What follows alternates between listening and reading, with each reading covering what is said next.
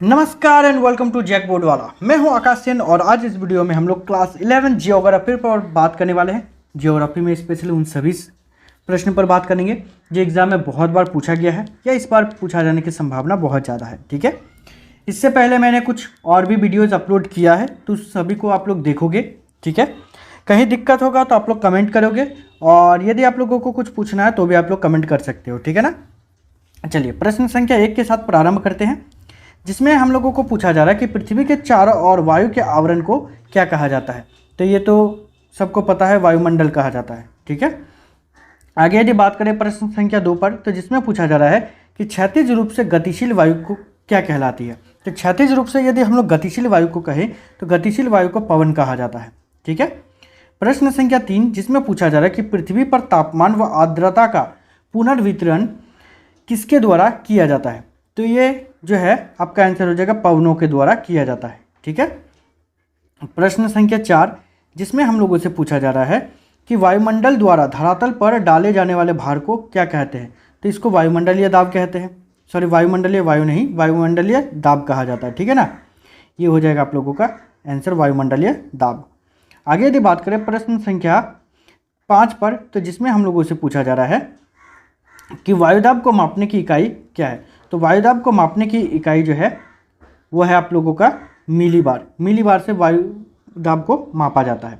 आगे बात करें प्रश्न संख्या 6 पर, तो जिसमें कह रहा है कि समुद्र तल पर औसत वायुमंडलीय दाब होता है। तो समुद्र तल पर यदि बात करें तो औसत वायुमंडलीय दाब कितना होता है। तो ये हो जाता है 1013.02 मिलीबार। ठीक है, आप बोलोगे कि सर दशमलव के बाद संख्या को अलग अलग, तो दशमलव के बाद संख्या को अलग अलग ही बोला जाता है। ठीक है ना, चलिए आगे यदि बात करें प्रश्न संख्या 7 पर, तो जिसमें पूछा जा रहा है धरातल के निकट वायु सघन होती है, इसका मुख्य कारण। तो धरातल पर जो वायु सघन होती है इसका मुख्य कारण क्या है। तो गुरुत्वाकर्षण जो है इसका मुख्य कारण है। ठीक है, आगे यदि बात करें प्रश्न संख्या 8 पर, तो जिसमें पूछा जा रहा है कि एक समान वायुदाब वाले स्थानों को मिलने वाली रेखा क्या कहलाती है। तो एक समान वायुदाब वाले जो स्थान होते हैं तो उसको हम लोग कहते हैं समदाब रेखाएं।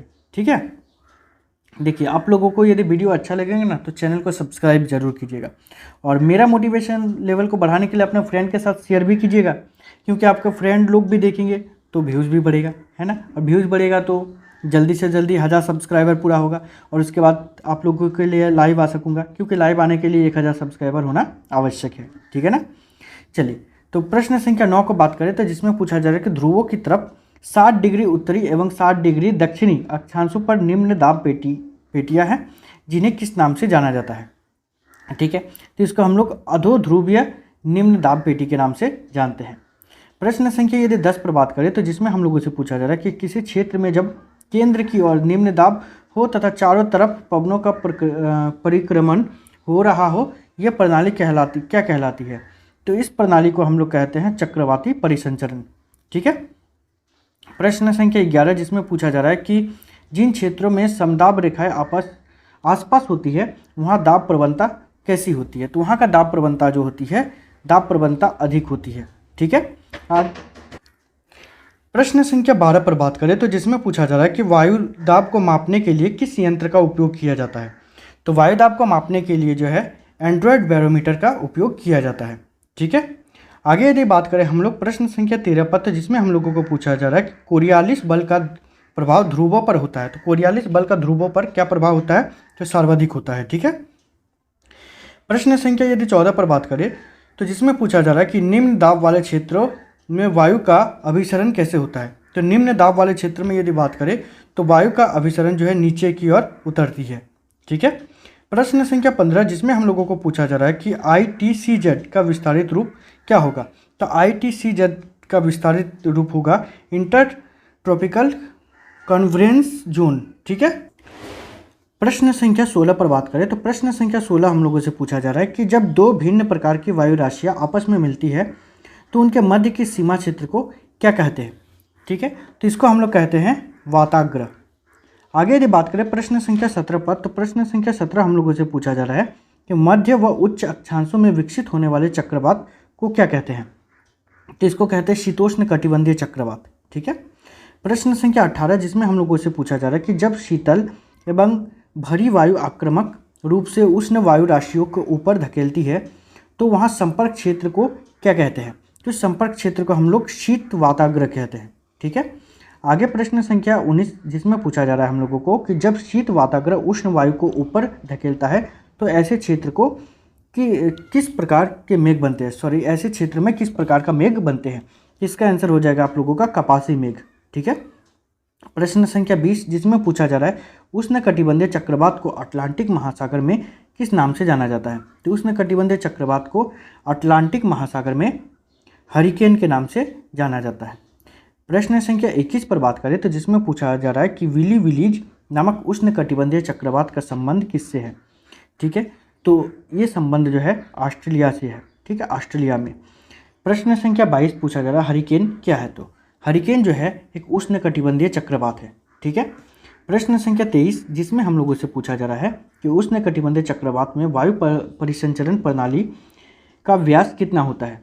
ठीक है, तो इसका व्यास होता है 150 से 250 किलोमीटर। ठीक है ना। आगे यदि बात करें प्रश्न संख्या 24 पर, तो प्रश्न संख्या 24 हम लोगों से पूछा जा रहा है कि वायुदाब पेटियाँ स्थायी नहीं होती, इसका विस्थापन हो जाता है, इसके पीछे किसका हाथ होता है? ठीक है, तो इसका आंसर हो जाएगा सूर्य के किरणों का हाथ होता है। प्रश्न संख्या 25 जिसमें हम लोगों से पूछा जा रहा है कि पृथ्वी के घूर्णन द्वारा लगने वाले बल को क्या कहा जाता है? तो पृथ्वी के घूर्णन द्वारा लगने वाले बल को जो है कोरियालिस बल कहा जाता है। ठीक है, प्रश्न संख्या 26 जिसमें हम लोगों से पूछा जा रहा है कि जिन क्षेत्रों में दाब प्रवणता अधिक होती है वहाँ समदाब रेखाओं की स्थिति कैसी होती है? तो वहाँ पर समदाब रेखाओं का जो स्थिति पास पास होती है। ठीक है, प्रश्न संख्या 27 जिसमें पूछा जा रहा है कि समदाब रेखाएं यदि दूर दूर हो तो वैसे क्षेत्रों में दाब प्रवणता कैसी होती है? तो वैसे क्षेत्र में दाब प्रवणता जो है वो कम होगी। ठीक है, आगे यदि बात करें प्रश्न संख्या 28 पत्र जिसमें पूछा जा रहा है कि कोरियालिस बल के प्रभाव से पवनें उत्तरी गोलार्ध में अपनी मूल दिशा की ओर मुड़ जाती है। ठीक है, तो इसको किस दिशा में मुड़ जाती है? तो इसका आप लोगों को आंसर में बताना है दाहिनी तरफ। ठीक है, प्रश्न संख्या यदि बात करें 29 पत्र जिसमें पूछा जा रहा है कोरियालिस बल के प्रभाव से पवनें दक्षिणी गोलार्ध में किस ओर विक्षेपित हो जाता है? तो उस टाइम आप लोगों को बताना है बाईं ओर विक्षेपित हो जाती है। ठीक है, प्रश्न संख्या 30 जिसमें हम लोगों को पूछा जा रहा है कि वैसे पवनें जो समदाब रेखाओं के समांतर बहती है किस नाम से जानी जाती है? ठीक है, तो वैसे रेखा को हम लोग भू विक्षेपी पवन कहते हैं। ठीक है, आगे यदि बात करें प्रश्न संख्या 31 पत्र जिसमें पूछा जाए चक्रवात की दशा में पवनों की दिशा उत्तरी गोलार्ध में कैसी होती है? तो उत्तरी गोलार्ध में घड़ी की सुई की दिशा के विपरीत होती है। ठीक है, प्रश्न संख्या 32 जिसमें हम लोगों से पूछा जा रहा है कि पीरू कैसी जलधारा है? ठीक है, तो पीरू जलधारा जो है वो ठंडी जलधारा है। ठीक है, प्रश्न संख्या 33 जिसमें पूछा जा रहा है कि उष्णकटिबंधीय महासागरीय वायु राशि को दर्शाने के लिए निम्नलिखित में से किसका उपयोग किया जाता है? ठीक है, तो इसका आंसर हो जाएगा MT का, स्मॉल m और कैपिटल T का इस्तेमाल किया जाता है। ठीक है, आप लोगों को ऐसे ही और भी वीडियोस चाहिए तो चैनल को सब्सक्राइब कीजिएगा और मेरा मोटिवेशन लेवल को बढ़ाने के लिए अपने फ्रेंड के साथ शेयर जरूर कीजिएगा। ठीक है, तो इस वीडियो में इतना ही, मिलते हैं नेक्स्ट वीडियो में, तब तक के लिए बाय, थैंक यू।